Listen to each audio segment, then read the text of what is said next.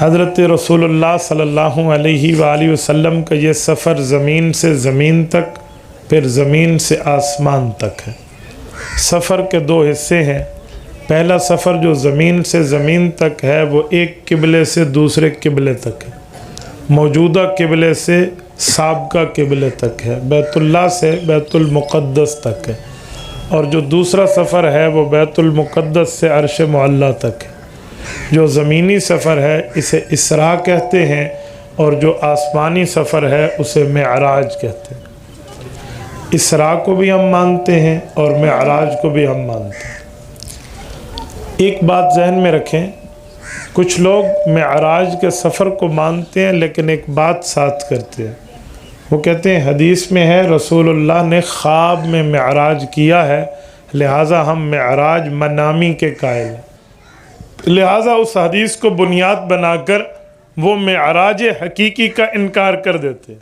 ہم اہل سنت والجماعت قرآن کو بھی مانتے ہیں اور حدیث پاک کو بھی مانتے ہیں، لہٰذا حضور پاک علیہ السلام کے دونوں معراج ثابت ہیں، وہ نیند میں کیا ہو یا وہ حقیقت میں کیا ہو، دونوں معراج حق ہیں۔ اسی لیے ایک کو بنیاد بنا کے دوسرے کا انکار کرنا یہ شیطنت اور گمراہی ہے، اس کا اسلامی تعلیمات سے کوئی تعلق نہیں ہے۔ رسالت مآب علیہ السلام نے اس سفر میں کیا کیا نظارے دیکھے ہیں تو قرآن کہتے ہیں سبحان الذی اسریٰ بعبدہ لیلا من المسجد الحرام الی المسجد الاقصی الذی بارکنا حولہ لنریہ من آیاتنا۔ پاک ہے وہ رب کی ذات جس نے سیر کرائی اپنے بندے کو۔ یہاں لفظ رسول نہیں لائے، امام الرسل نہیں لائے، حالانکہ حضور امام الانبیاء ہے۔ بندے کا لفظ اسی لیے لایا ہے کہ رسالت مآب علیہ السلام نے بندگی میں خود کی انتہا کر دی ہے، سب سے بڑی بندگی کرنے والے حضور ہیں، تو اپنا بندہ کہا کہ یہ وہ شخصیت ہے جس نے میری بندگی کی انتہا کی ہے۔ بعبدہ لیلاً، رات کا ایک حصہ، پوری رات بھی نہیں ہے، لیلاً رات کا ایک حصہ، من المسجد الحرام الی المسجد الاقصی، زمینی سفر مسجد حرام سے مسجد بیت اللہ سے مسجد اقصی تک ہے۔ کیوں ہے؟ لنریہ من آیاتنا، ہم پیغمبر کریم کو اپنی نشانیاں دکھلانا چاہتے تھے، تو یہ نشانیاں دکھلانے کے لیے حضور پاک علیہ السلام کو سفر کرایا گیا۔ اب وہ نشانیاں کیا ہیں ذرا آپ توجہ رکھنا۔ آپ علیہ السلام کے معراج کے زمینی سفر میں 5 اسٹاپ ہیں، 5 وقفے ہیں۔ رسالت مآب جب گھر سے نکلے ہیں بیت اللہ آئے ہیں تو بیت اللہ میں پہلا اسٹاپ ہے جہاں پر شق صدر ہوا ہے۔ شق صدر کا معنی سینہ اقدس سے دل نکال کر دھویا گیا، جنت کے طشت سے لائے ہوئے سامان کو دل میں رکھا گیا اور دوبارہ سینے کو بالکل سی دیا گیا جیسے کچھ ہوا بھی نہ ہو۔ رسالت مآب علیہ السلام کا یہ کام کیوں کرایا؟ وجہ یہ ہے کہ حضور پاک علیہ السلام ناسوتی عالم سے لاہوتی عالم کی طرف جا رہے ہیں، تو اوپر کے وہ نظارے جہاں جبرائیل جیسے فرشتوں کے پر جل جائیں، اس جگہ کو معاملات میں حالات کو مینج کرنے کے لیے اللہ کے رسول کی تیاری کروائی گئی ہے۔ شق صدر ہو گیا، آپ علیہ السلام کا پہلا اسٹاپ ختم ہوا، یہاں سے چلے ہیں۔ دوسرا اسٹاپ رسول اللہ صلی اللہ علیہ وآلہ وسلم کا یثرب میں ہے۔ یثرب یہ مدینہ طیبہ کا پرانا نام ہے۔ سورت نمبر 33 سورت احزاب کے پہلے رکوع میں رب فرماتے ہیں یا اہل یثرب لا مقام لکم فرجعوا، یہ پرانا نام ہے۔ تو اس جگہ اللہ کے رسول کو روکا گیا، جبرائیل امین نے سواری کو روکا اور رسالت مآب علیہ السلام کو یہاں عرض کیا کہ آپ 2 رکعت نماز نفل پڑھ لیں، یہ آپ کا دارالہجرت بنے گا۔ حضور پاک علیہ السلام پھر سواری پر بیٹھے ہیں، یہ سواری براق ہے، اس سواری پر بیٹھے ہیں۔ براق برق سے نکلا ہے، برق آسمانی بجلی کو کہتے ہیں۔ زمینی بجلی کو عربی میں کہربا کہتے ہیں، آسمانی بجلی کو برق کہتے ہیں۔ یکاد البرق یخطف ابصارہم، یہ برق آسمانی بجلی ہے۔ تو وہ براق تھا جو آسمانی بجلی کی طرح تیزی سے آتا اور جاتا تھا۔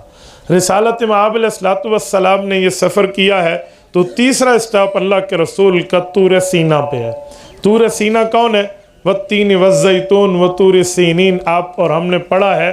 طور سینا اس پہاڑ کا نام ہے جس پہاڑ پہ حضرت موسیٰ علیہ السلام نے 40 راتوں کا اعتکاف فرمایا تھا۔ حضور اقدس صلی اللہ علیہ وآلہ وسلم نے وہاں پر اترے ہیں اور 2 نفل پڑھے ہیں۔ رسول اللہ کا چوتھا سٹاپ جو ہے وہ بیت اللحم میں ہے۔ بیت اللحم اس جگہ کو کہتے ہیں جس جگہ حضرت عیسیٰ علیہ السلام کی ولادت ہوئی ہے۔ رسالت مآب علیہ السلام کا جو 5واں سٹاپ ہے وہ بیت المقدس میں ہے، جسے مسجد اقصیٰ کہتے ہیں۔ حضور اقدس صلی اللہ علیہ وآلہ وسلم نے وہاں پر انبیاء کرام سے ملاقات فرمائی ہے۔ حضور اقدس صلی اللہ علیہ وآلہ وسلم کے یہ 5 سٹاپ ہیں۔ ہر سٹاپ پر اللہ کے رسول کی نماز ہے اور رسالت مآب علیہ السلام کا وقفہ اور رکنا ہے۔ ایک بات میں مزید کروں، حضور پاک علیہ السلام نے جس سواری پر سفر کیا ہے وہ براق ہے، اور وہ بجلی کی طرح تا حد نکاح سفر کرتی ہے۔ سوال، پیغمبر علیہ السلام کو اتنی تیز سواری اللہ نے دی ہے، اس کی بھی ایک وجہ ہے۔ امت کو جو مقام ملنا ہوتا ہے نا، امت کو جو حیثیت بعد میں ملنی ہوتی ہے، تو وقت کے نبی کو اللہ وہ حیثیت اس سے پہلے اکمل طور پہ عطا فرماتے ہیں۔ قوم کی درجات میں ایک درجہ یہ ہے کہ قوم نے ایسے ایسے جہاز تیار کرنے ہیں، ایسے ایسی گاڑیاں، ایسے ایسے سواریاں تیار کرنی ہیں، اجی پر گھنٹہ اتنے کلومیٹر اس کی رفتار ہے اور یوں جائے گی اور یوں جائے گی۔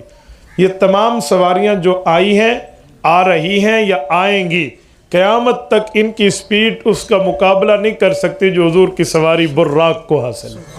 جو امت کو بعد میں رتبات ملنے ہیں نا، وہ رتبہ اکیلے پیغمبر کو اس رتبے کی کمال میں اکمل کر دیا گیا ہے کہ رسالت مآب علیہ السلام کو رب نے یہ مقام دیا۔ اچھا، حضور پاک علیہ السلام سواری پر کیوں گئے؟ رب تو قادر ہے، بغیر سواری کے لے جاتا۔ تو یہ سواری لانے کی ضرورت کیا تھی کہ آپ علیہ السلام کو براق پر سواری پر بٹھا کر لے جایا گیا؟ حضرت کاندھلوی رحمہ اللہ اس کی وجہ فرماتے ہیں کہ جی وجہ یہ ہے کہ دنیا دار الاسباب ہے۔ اللہ رب العزت نے آپ کو اور ہمیں ایک سبق دیا ہے کہ سبب کو نہ چھوڑو، سبب کو اختیار کرو، لیکن اپنا انحصار مسبب الاسباب پہ رکھو۔ اس لیے سبب کو اختیار کرنے کا حکم ہے، سبب پر اعتماد کرنے کا حکم نہیں ہے۔ جیسے ہم دوسرے لفظوں میں کہتے ہیں کہ ہم جد و جہد کرتے ہیں، نتیجہ اللہ رب العزت کے ہاتھ میں ہوتا ہے، اللہ جیسا عطا فرمائے۔